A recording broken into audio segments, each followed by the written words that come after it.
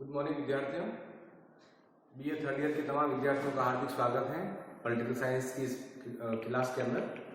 इससे पहले मैंने आपको पढ़ाया था यथार्थवाद के प्रवक्ता कौन कौन है और इनकी मूल मान्यताएं क्या क्या है। इस पूरे सिद्धांत में सबसे पॉपुलर नाम है हेंज मार्गेनहाउ, क्योंकि ये सिद्धांत विशुद्ध रूप से लोकप्रिय तब हुआ जब हेंज मार्गेनहाउ ने इस सिद्धांत की वकालत की अपनी पुस्तक द पॉलिटिकल अमंग नेशन में। 1945 में किताब प्रकाशित हुई। ये वो दौर था जब सेकेंड वर्ल्ड वॉर खत्म हो चुका था और दुनिया जो है द्विध्रुवीय बन चुकी थी। दुनिया में दो पोलर बन गए थे, एक सोवियत संघ का पोलर और दूसरा जो है वो यूएस का पोलर। एक प्रकार से इस पूरे सिद्धांत ने महाशक्तियों को ये अधिकार दिया कि वे अपनी विदेश नीति का निर्माण शक्ति के परिप्रेक्ष्य में करें। फॉरेन पॉलिसी में बड़े बदलाव आए। शक्ति राजनीति का जो केंद्र यूरोप था अब वो अमेरिका और सोवियत रूस हो गया और बड़े मेजर चेंज उस समय आ रहे थे। तो इस पूरे सिद्धांत के सबसे बड़े प्रवक्ता जो हेंज मार्गेनहाउ है, और हेंज मार्गेनहाउ ने कहा है कि जो भी अंतर्राष्ट्रीय राजनीति में यथार्थवाद को पढ़ता है उसे मेरे इन 6 सिद्धांतों की पालना करनी होगी। यानी एक राजनेता और एक राजनयिक जब अपने देश की विदेश नीति बनाते हैं तो मेरे इन 6 सिद्धांतों को ध्यान में रखकर वो अपनी फॉरेन पॉलिसी का निर्धारण करें, ताकि वो राष्ट्र जो है शक्ति के मायनों में कोई चूक न करे। सबसे पहला सिद्धांत है उनका मानवीय स्वभाव के वस्तुनिष्ठ कानूनों पर आधारित राजनीति के सिद्धांत।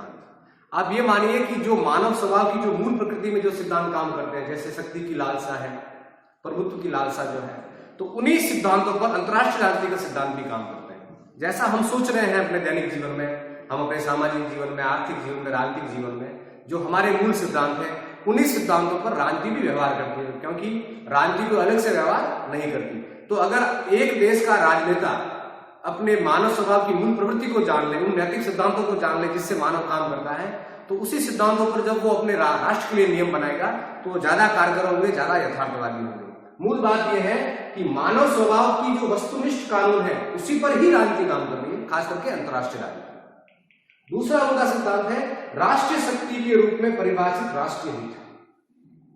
आपके पास जो नेशनल पावर है आपकी, वही आपके राष्ट्रीय हितों को सही रूप से परिभाषित करती है। हम कहते हैं कि अमेरिका सुपर पावर है, अमेरिका के जो राजनीतिक लाभ है वो ज्यादा है, क्योंकि उनकी फॉरेन पॉलिसी या उनके जो शक्ति सिद्धांत है वो उनके नेशनल इंटरेस्ट को पूरा करते हैं। तो एक राजनेता तब सफल माना जाएगा जब उसकी फॉरेन पॉलिसी उसके नेशनल इंटरेस्ट को पूरा करती है। आपने जो शक्ति गेन की है अंतर्राष्ट्रीय राजनीति, मान लीजिए सैनिक शक्ति है, तकनीकी शक्ति है, रिसोर्सेज की शक्ति है, अगर वो आपके नेशनल इंटरेस्ट को पूरा कर रही है, इसका मतलब वो आपके राष्ट्रीय शक्ति को पूरा कर रही है। अगर आपकी फॉरेन पॉलिसी मान लीजिए राष्ट्रीय हितों को पूरा नहीं कर पा रही है, इसका मतलब अंतर्राष्ट्रीय राजनीति में आपके लाभांश कम है, आपके जो राजनेता है वो कम लाभ प्राप्त कर रहे हैं, यानी वो यथार्थवादी मूल्यों पर काम नहीं कर रहे हैं। तो एक राजनेता या एक राजनयिक जो पॉलिसी मेकर होता है किसी भी देश का, वो अपनी राष्ट्रीय सुरक्षा जो है या अपनी जो राष्ट्रीय शक्ति है उसी के आधार पर अपने राष्ट्रीय हितों की पूर्ति कर सकता है। अगला सिद्धांत है हित सदैव परिवर्तनशील है। मार्गेनहाउ ऐसा भी कहते हैं कि कई प्रकार के हित होते हैं, कुछ स्थायी हित होते हैं, कुछ अस्थायी हित होते हैं, कुछ मार्मिक हित होते हैं। जैसे एक राष्ट्र के मार्मिक हित है उसकी लोकतांत्रिक संप्रभुता, उसकी सीमाओं की सुरक्षा, उसके सांस्कृतिक मूल्य। कुछ अस्थायी हित होते हैं जो समय के साथ बदलते रहते हैं। आज वो प्रायोरिटी में, कल वो प्रायोरिटी में नहीं रहेंगे। आज हम बात कर रहे हैं पंचशील की, हो सकता है आने वाले समय में हम पंचशील की बात नहीं करें।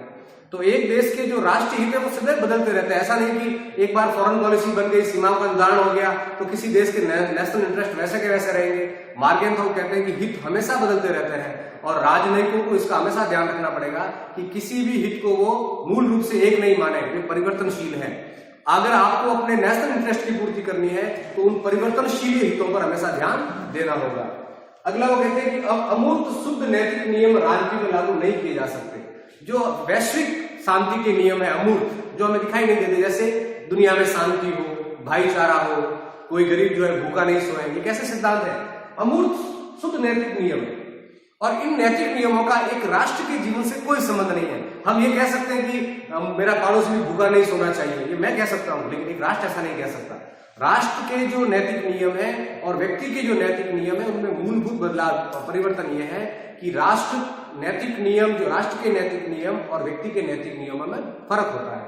वापस सुनिए एक बार, अमूर्त शुद्ध नैतिक नियम। अमूर्त का मतलब वे नैतिक नियम जो मूर्त रूप नहीं ले सकते, जो लागू नहीं हो सकते, वे नैतिक नियम राजनीति में लागू नहीं किए जा सकते। हाँ, आप एक व्यक्तिशः आप पे लागू कर सकते हो, लेकिन आप राजनीति में लागू नहीं कर सकते।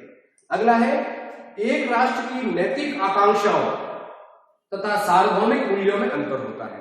एक राष्ट्र की नैतिक आकांक्षाएं मतलब हो सकता है कि एक राष्ट्र चाहता हो कि दुनिया में शांति हो, भाईचारा हो, युद्ध नहीं हो, साम्राज्य विस्तार नहीं हो, कोई किसी का शोषण नहीं करे, ये हो सकता है आपकी नैतिक मान्यता हो।